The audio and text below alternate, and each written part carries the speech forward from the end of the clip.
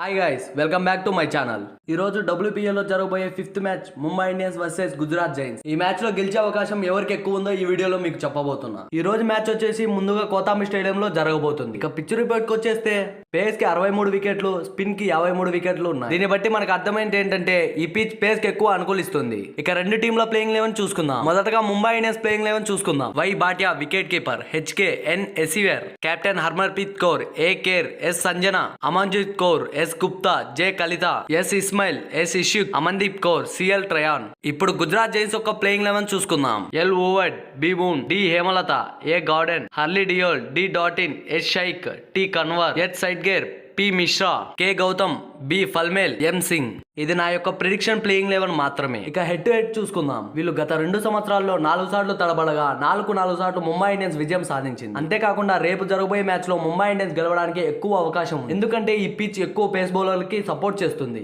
మంచి pace bowler attack చూస్తే Mumbai Indians లో ఎక్కువగా ఉంది. కాబట్టి రేపు జరగబోయే మ్యాచ్ లో ముంబై ఇండియన్స్ గెలవడానికి ఎక్కువ అవకాశం ఉంది. WPL లో ప్రతి మ్యాచ్ కి నేను అనలైజ్ వీడియోలు చేస్తాను. ఈ మ్యాచ్ లలో ఎవరు గెలుస్తారో ముందుగానే తెలుసుకోవాలనుకుంటే మన ఛానల్ ని సబ్స్క్రైబ్ చేసి బెల్ ఐకాన్ ఆన్ లో పెట్టుకోండి.